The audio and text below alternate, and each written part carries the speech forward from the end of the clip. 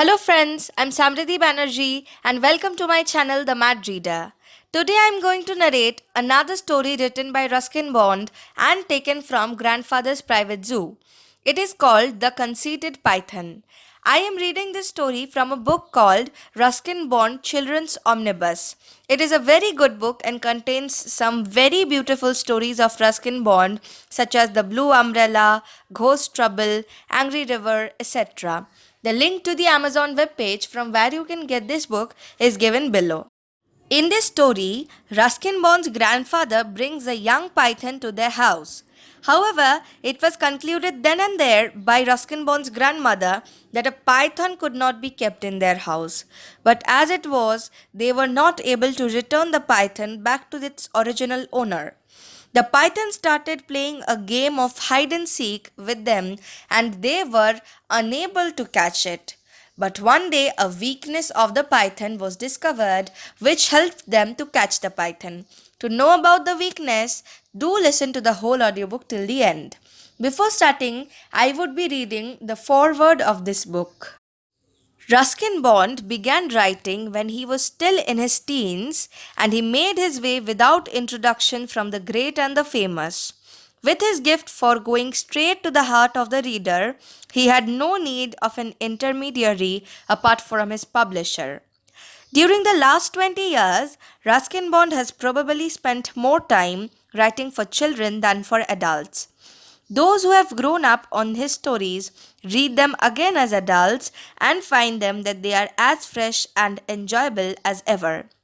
They then give his books to their own children. Ruskin Bond has long since broken the age barrier. In this omnibus collection, Rupa presents some of his longer and most memorable stories. The epic Angry River, the lyrical Blue Umbrella, and the exciting and realistic Dust on the Mountain. Sita battles the forces of nature. Binya has to overcome greed and stupidity. Vishnu is confronted by a man's tendency to exploit and destroy his own natural heritage. These are powerful stories, classics of their kind. But there is also a lighter side to Bond, and he is at his humorous best in his grandfather stories, especially those in which a large variety of pets take on the humans in the household and generally get the better of them. There is also a crocodile who disrupts a cricket match and a mischievous ghost who adopts a family and plays havoc with their lives and the charming children whose exploits are recorded in the Road to the Bazaar round of a collection that brings the young reader the best from The Man with the Golden Pen. Well, that's all for the foreword. Now let's start for the story. And if you like this video, do not forget to click on the like button and also subscribe to my channel and press the bell icon. Do share my videos to your friends and relatives, and finally, kindly write out your valuable opinions in the comment section as it helps me to get motivated and improve my videos. So let's start. The Conceited Python. There was one pet which grandfather could not keep for very long. Grandmother was tolerant of some birds and animals, but she drew the line at reptiles. Even a chameleon, as sweet tempered as Henry, we will come to him later, made her blood run cold. Grandfather should have known that there was little chance of being allowed to keep a python. He never could resist buying unusual pets, and while we still had Toto, he paid a snake charmer in the bazaar only 4 rupees for the young 4-foot python that was on display to a crowd of eager boys and girls. Grandfather impressed the gathering by slinging the python over his shoulders and walking home with it. The first to see them arrive was Toto swinging from a branch of the jackfruit tree. Only one look at the python, ancient enemy of his race, he fled into the house, squealing with fright. The noise brought grandmother onto the veranda, where she nearly fainted at the sight of the python curled round grandfather's throat. "It will strangle you to death," she cried. "Get rid of it at once." "Nonsense," said grandfather. "He is only a young fellow. He will soon get used to us." "He might indeed," said grandmother, But I have no intention of getting used to him. And you know your cousin Mabel is coming to stay with us tomorrow. She will leave the minute she knows that there's a snake in the house. Well, perhaps we should show it to her as soon as she arrives, said grandfather, who did not look forward to the visits of relatives any more than I did. Well, I can't let it loose in the garden. It might find its way to the poultry house, and then where would we be? Oh, how irritating you are, grumbled grandmother. Lock the thing in the bathroom, then go out and find the man you bought it from and get him to come here and collect it. And so, in my awestruck presence, grandfather took the python into the bathroom and placed it in the tub. After closing the door on it, he gave me a sad look. Perhaps grandmother is right this time, he said. After all, we don't want the snake to get hold of Toto, and it's sure to be very hungry. He hurried off to the bazaar to look for the snake charmer and was gone for about 2 hours while grandmother paced up and down the veranda. When grandfather returned, looking crestfallen, we knew that he had not been able to find the snake charmer. Well, then, kindly take it away yourself, said grandmother. Leave it in the jungle across the river bed. All right, but let me feed it first, said grandfather. He produced a plucked chicken. In those days, you could get a chicken for less than 1 rupee, and went into the bathroom, followed in a single file by myself, grandmother, and the cook and gardener. Grandfather opened the door and stepped into the room.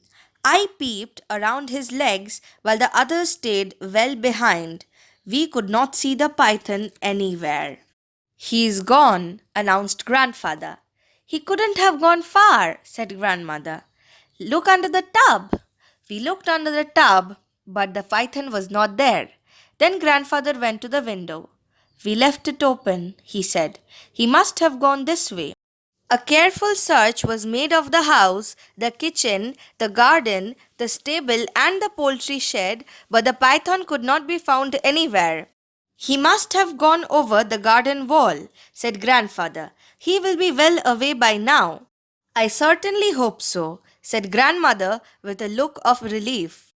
Aunt Mabel arrived the next day for a 3-week visit, and for a couple of days grandfather and I were a little worried in case the python made a sudden appearance, but on the third day, when he did not show up, we felt sure that he had gone for good.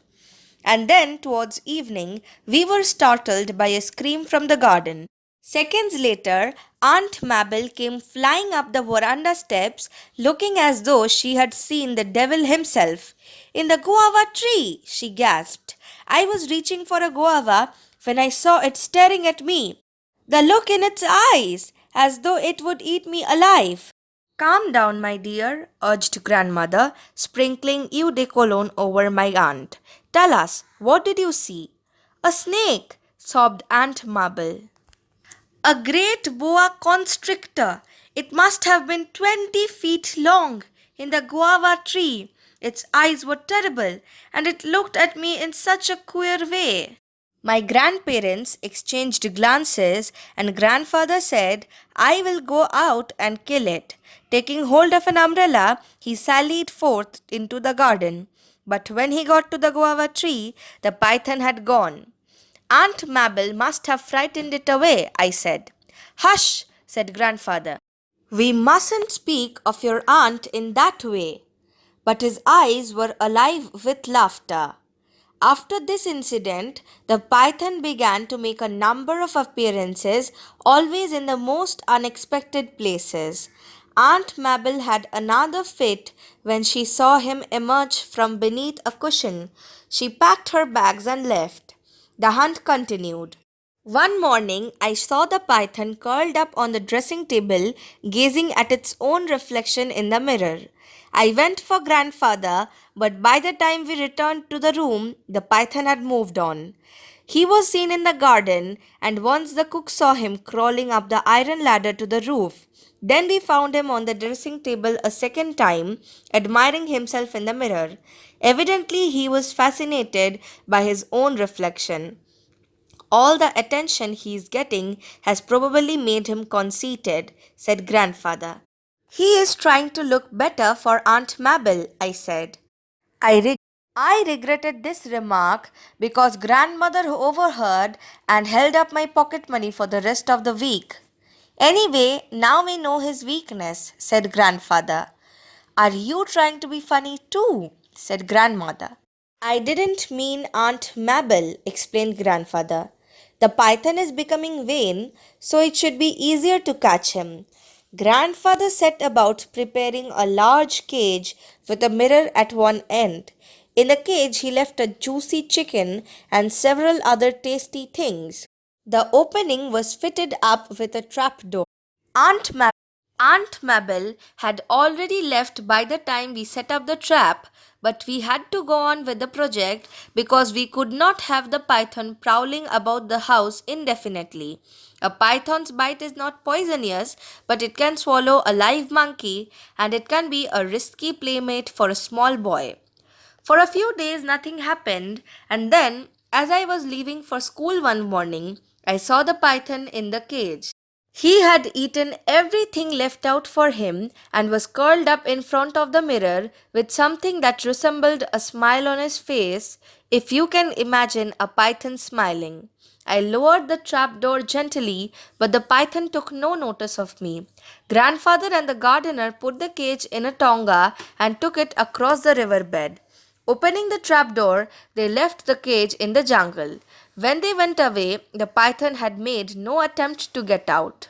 I didn't have the heart to take the mirror away from him, said grandfather. It is the first time I have seen a snake fall in love. Thank you for watching the video.